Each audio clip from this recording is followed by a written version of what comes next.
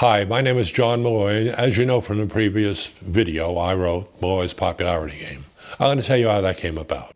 By the way, you know all babies look the same? And then at 2 you get to become a real person. I had a picture sent home and it was me, and I started researching it, sent it out, expect to get a few hundred answers. I got thousands of them.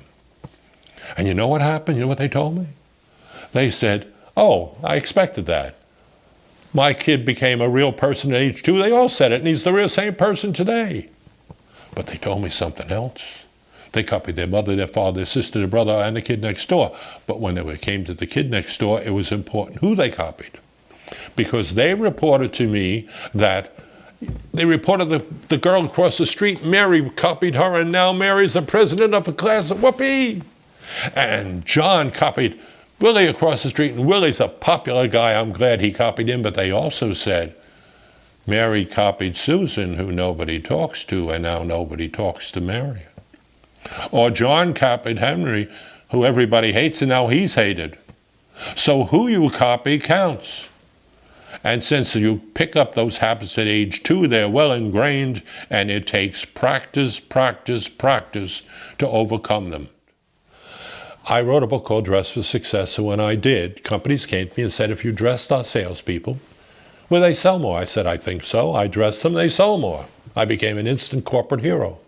They started bringing me in to speak on the subject. After a while, they put me on panels with other experts. I went on 2 panels, and I said, I don't want to be on any more panels. And they said, why? I said, those guys are full of beans. And I'm afraid I didn't use the word beans. But the fact is, what they said was nonsense. Running up and down the aisles and all that is silly. And when they asked me to prove it, I remembered a research project I read about years ago, and because it was so outrageous, I remembered it. Some fella, to prove all that stuff was nonsense, convinced a bunch of salespeople that if they put horse manure on their desks, they would sell more. Don't tell me how he convinced them, but he convinced them, and once he put horse manure on it, they did sell more. He said, if you convince salespeople, they'll do anything. Will make their sales increase, it will increase. All this stuff they do in sales training is nonsense. And I told that to them, and they said, well, could you really research sales? I said, sure. Now, 7 companies got together. The smallest one had 3,000 employees. These are large companies. And they said, wait a second. If we underwrote the sales, would you promise not to compete with us? And for the first 5 years, I didn't compete with them anywhere. Once that 5 years was over, I changed that agreement, but for 5 years, I didn't compete with them anywhere. But basically, they underwrote the research, and the research that they underwrote was, I said, where do you do your sales? They said, in the client's office. And they arranged, because these were companies, to send real salespeople to real buyers with real products with a real chance of selling. Now, the buyers thought that they were studying the salespeople, which we were, but we were also studying the buyers. We wanted to see what they reacted to. At first, it didn't work, because we'd bring the buyer in, he'd turn down a salespeople, say, why'd you turn him down? So we put a switch under the buyer's desk. If you pushed it one way, it said he heard something he liked. The other way, it was something he didn't like. Something pleased him, something displeased him. So, big deal. But then when we asked them what pleased them and what displeased them, they didn't know. And we had one of our technical guys, he rigged it so when they pushed the switch, it showed up on the video. And we showed them his videos. They said, oh, I remember why he did this. We knew exactly why they turned down one salesman and bought from another. We found that, number one, the most important moment in any sale was when you walked in the office. They made most decisions as you walked in the door. In fact, some decisions were made before you walked in the door. If you're a salesperson and you're dealing with, you show up and you treat the secretary poorly, you're making a mistake. Because she will say, there's a salesman outside to see you, or there's another Dale salesman, or one of those annoying salesmen, or depends on how she introduces you. So you first have to charm the secretary or the receptionist, whoever is going to introduce you. Secondly, when you get into the office, the most important part is when you walk through the door. And we found out there were a series of things that worked. Buyers generally like people who were self-confident. You know, people come in with a big smile on their face, big mistake. Unless you can keep that smile up through the entire meeting, and it's almost impossible. You have to have a small smile, a pre-smile. You know that look you have on your face as you're about to smile? That's the best look to come into an office with, male or female. A lot of women came in, young women, looking very serious.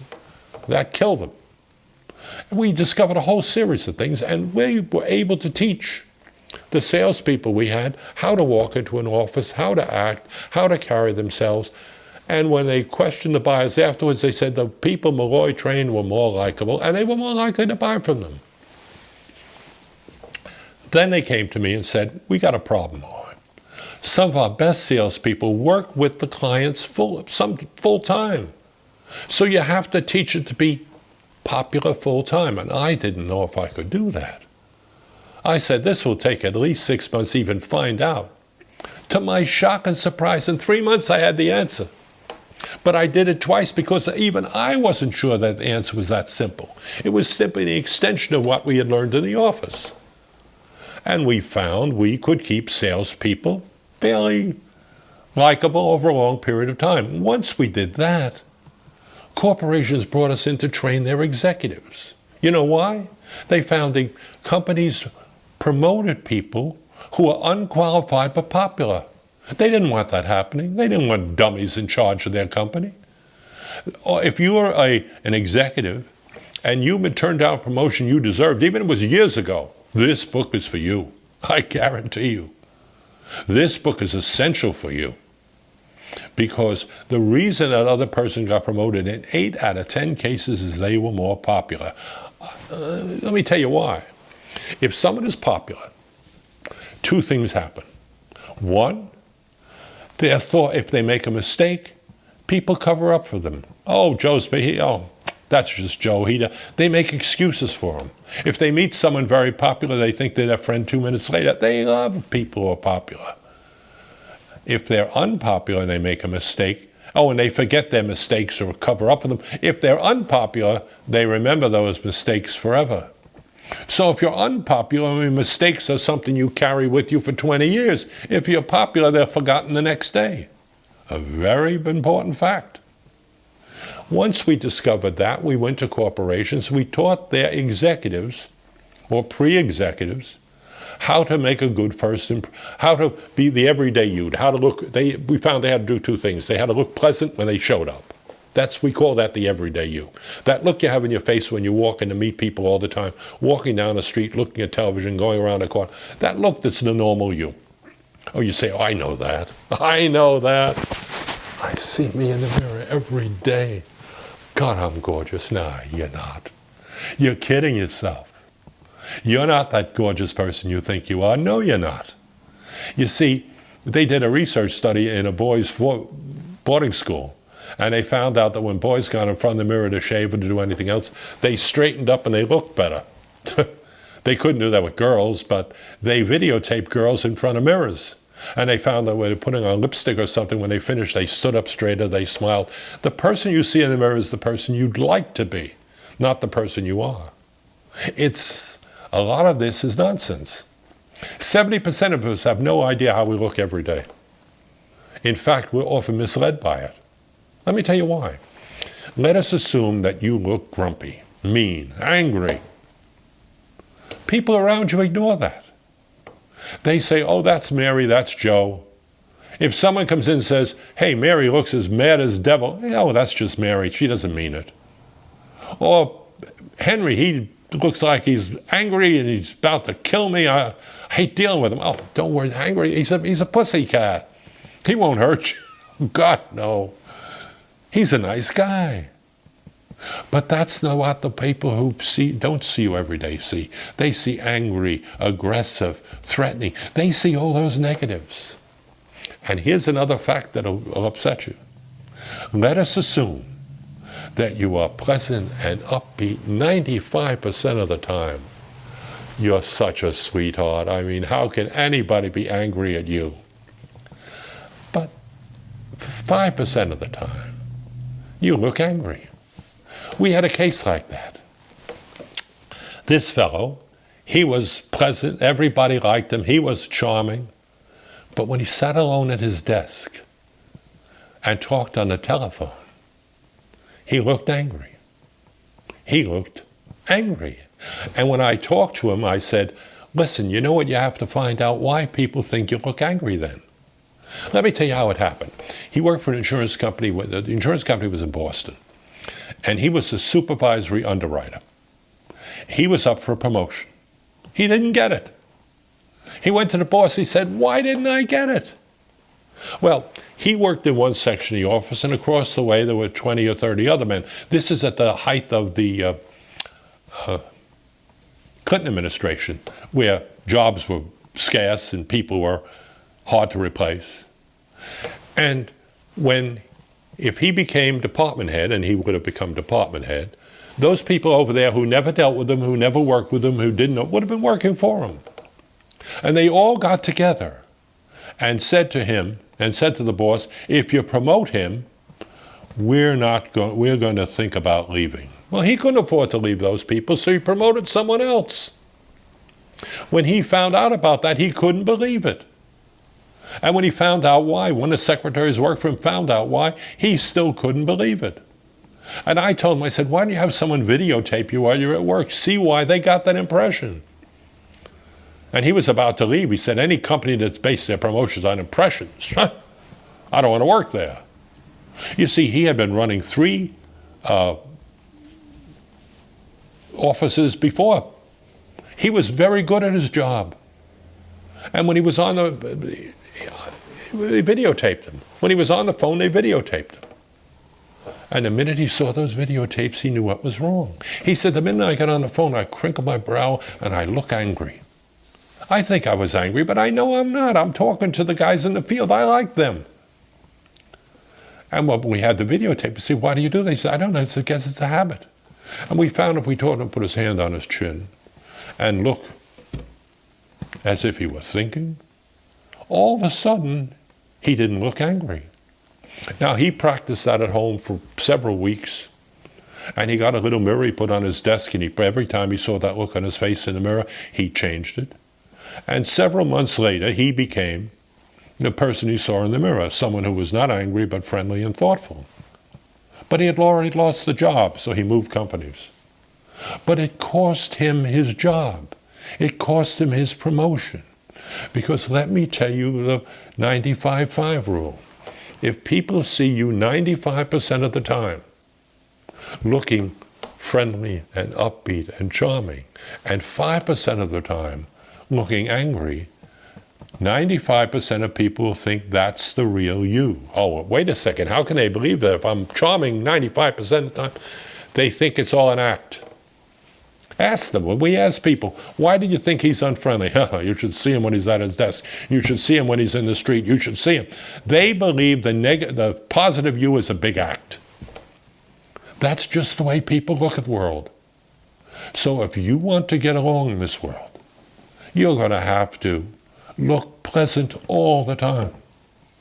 That's exactly what Molloy's popularity game is geared to do. In the popularity game, and to call it a game, as I said before, because if you want to learn to play golf or tennis, you hire a golf or tennis pro, and he will teach you what to do.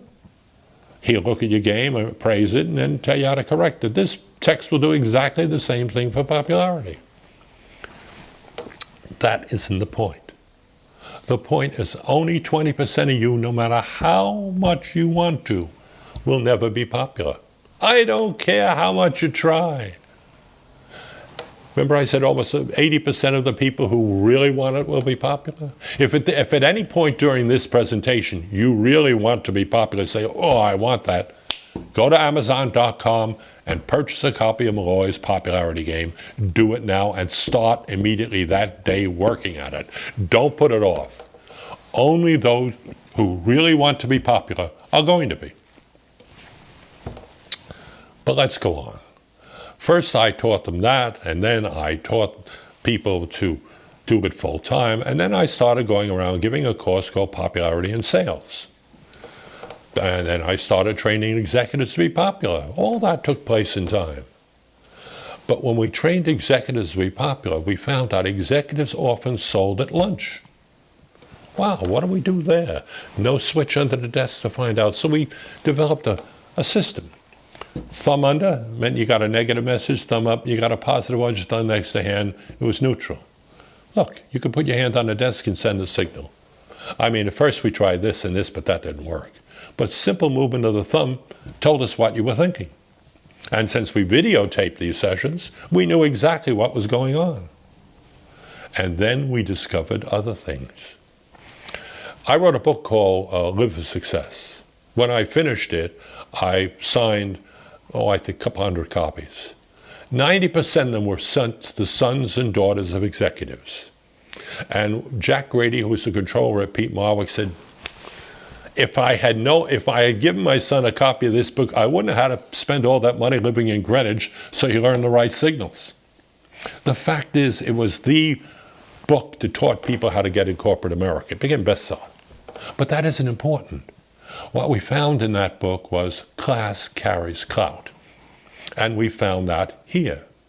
When we were looking at these videos and looking at the way their fingers moved, we found it was not only the message being sent by these people, but the socioeconomic message, the class message.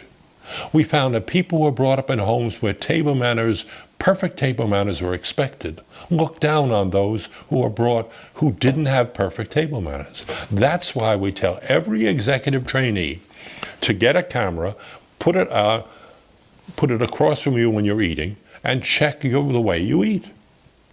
If you chew with your mouth open, you're dead. If you use the wrong fork, some people look down their nose at you. We found that most top executives came from upper middle class backgrounds and looked down their noses at people who didn't. So if you sent them the wrong socioeconomic signals, that's fine. Now you say, wait a second, John Molloy. You speak with a discernible New York accent. How could you? I don't know. I don't know how I got away with it. One fella told me I got away with it because that Jewish guy with the funny hair, he didn't even know Einstein. And by the way, the most flattering moment in my life was when that dummy compared me with Einstein. I know it wasn't too bright, but it was still flattering. But he said he compared with Einstein, and I felt wonderful about it. But that isn't the point. The point is, the social message you send is very important. So if you come from less than an upper middle class background, you have to send upper middle class signals, because the people who run America, corporate, political America, most of them are from upper middle class backgrounds and look down their noses at those who aren't. Now, the reason that's important is if you want to become popular, you have to find someone who is in your own group to copy. You have to send the socioeconomic messages in your own group. You have to learn to be popular with someone who's very much like you. Now, once you've learned that, it's transferable. But the socioeconomic signals are not. And unless you look upper middle class and in charge, you're dead in the water. It's a very, very sad fact. But unless you come from the right background or you learn the signals that go in the right background, you're not going to make it in America. There are other variables that you should know about. In America, it is important, and in fact, it is critical, if you want to be successful, to send a self-assured message. How do you do that? Well, stand up straight.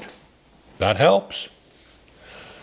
But for women, it doesn't. Well, most women stand up straight. When they hit 14, they start standing erect. Very few women slouch. The difference between Jackie and Kennedy and most women listening to this tape is the angle at which you carry your neck. That's why in the English boarding schools they put books on their head. It straighten out their necks.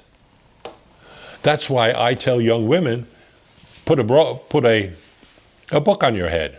But before you do, clear away all the breakable, clear away all those antique, the fine crystal vase, get rid of all of them, because a falling book can and will do a lot of damage.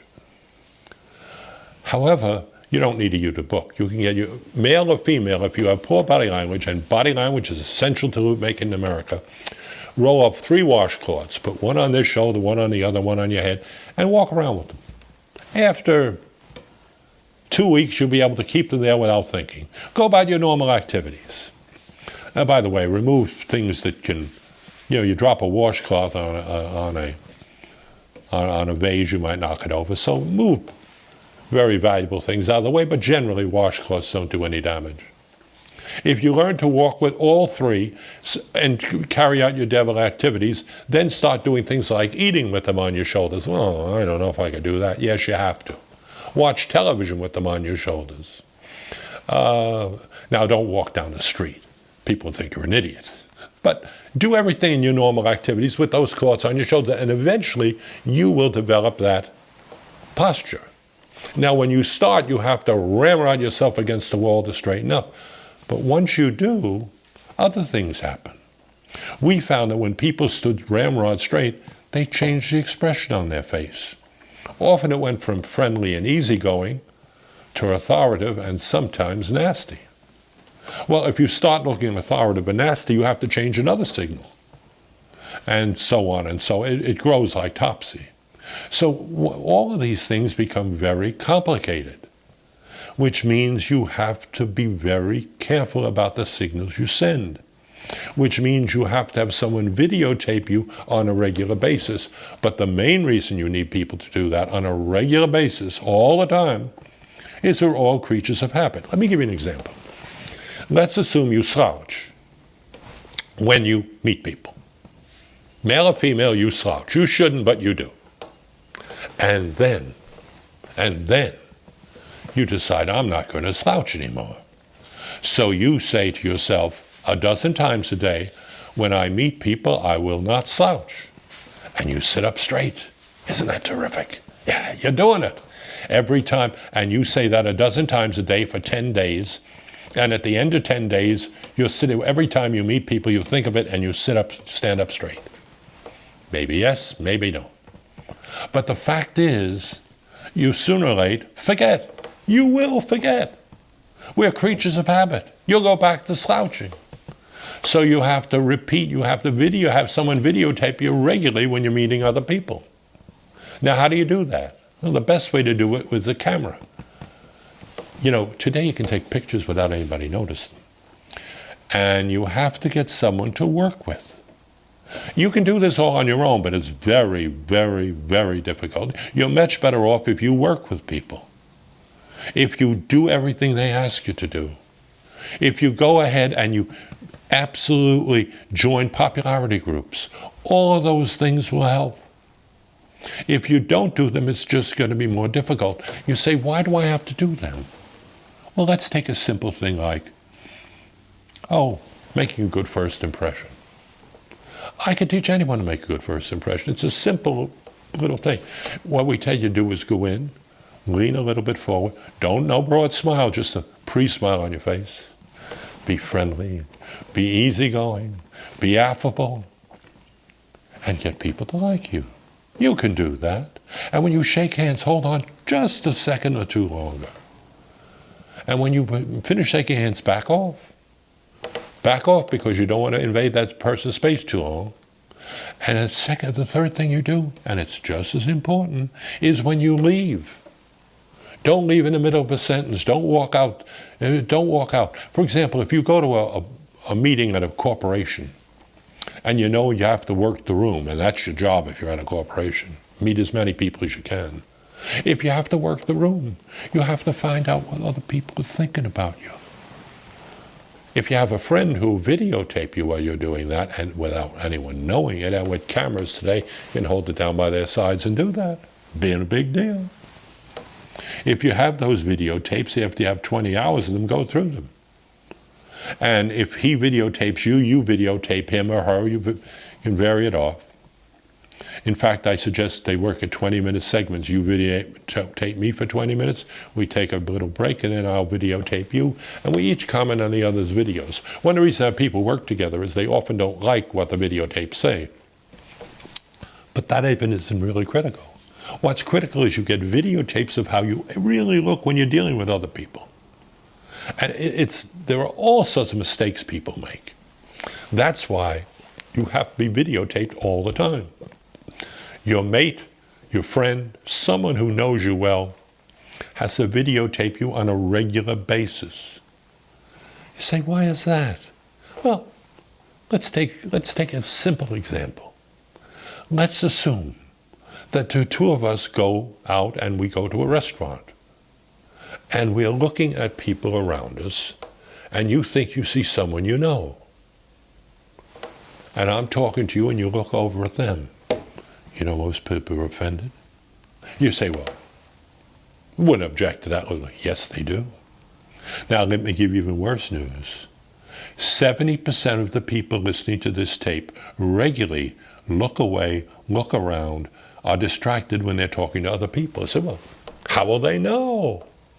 I'm a speaker. I can look into an audience of 2,000 people and see if 5 people aren't paying attention. I know. It shows. It's like a big map on your face. I guarantee you, if when you're talking to someone, you switch your feet, you shift around, you look this way or that way, those people will be turned off. It says you're not interested in them. It says you don't care about them. It also says to some you're an unimportant person. You have to learn all these various tricks if you want to be popular. It's a very tricky business. Let me give you other reasons it's tricky. In my previous books, I have tons of research. I have none in this. The reason I have none in this is that I made previous versions of this book, and the last two are identical to the book I'm selling here. All the same information in it. The reason it's so different is people are turned off by anything that bothers them. They will absolutely regard you as a phony. For example, smile all the time when you get into a meeting, and then lose that smile, you're a phony. Come in looking too serious, then you're a clown. There are all sorts of variables that you have to keep in mind when you're dealing with people. That's why you have to be videotaped on a regular basis. That's what this entire video is about getting you to get someone to videotape you when you're interacting with others, when you're by yourself, when you're all of those times.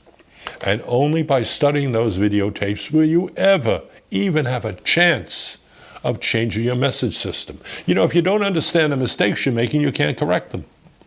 One of the keys to correcting any mistake is to understand what the mistake is. I assure you, the key message of this section is videotape yourself, videotape yourself, videotape yourself, and get someone to videotape you. And even after being videotaped, you may not know. Let me give you an example. If you have a close friend look at the videotape, someone who close their eyes and see you, have them look at the videotape, say, which is the real people on the videotape? Oh, I don't know. You got to know. You have to know. If they show you several versions of you, don't be surprised, but don't be excited either, because if there are several versions of you, you're not going to be trusted. You see, one of the things about being trusted is you send a consistent image. If you send mixed messages, people don't trust you. Oh, they won't tell you that. They won't say, I think you're a crook, a liar. No, they won't tell you that. But they will think that. I assure you, all that is critical. Videotape, videotape, videotape, videotape.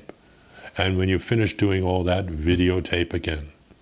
Have people who know you look at that videotape, close their eyes, and pick out the real you. Pick one that they pick most often. If it's a 9 or a 10, take them to strangers and ask them to judge them how friendly they are by 1 to 10. If you get a 9 or a 10, use that, take that picture, paste it on all over your house, put it next to your mirrors, and you will eventually become that person. But if you have no 9s or 10s, 8s or 9s, you have to work at it. So take a look at the most common picture you have, put it up in front of you, and say, now what do I have to do to improve? Look at a mirror. Say, oh, well, I'll smile it. I'm smiling too broadly. I'm doing this. I'm doing that. And make a video. Get a picture of you with a very friendly face. Take that picture out, show it, have it shown to people again. If they come back and they say that's a 9 or a 10, use it. If not, keep trying. Sooner or later, you'll come up with a picture that most people like. Once you do, you have to decide to make that the real you. Take that picture, put it all over your house, put it on your desk, put it next to all the mirrors you have. And you're going to have several mirrors. One of the things you have to do if you want to be good at this is to have little desk mirrors all over the place and mirrors, full-length mirrors down hallways. And glance in them, because your glance in them will pick up the everyday you. So I'm asking you to do a tremendous amount of work for an extended period of time. It is very difficult. There are those who will tell you, there's an easy way. How to win friends and influence people. If at the beginning of How to Win Friends and Influence People you were unpopular, you'll be unpopular at the end of it. They told you some very useful things, remember people's names and so, but don't worry about that. In order for that to be useful, the information must be instinctive. What's instinctive information?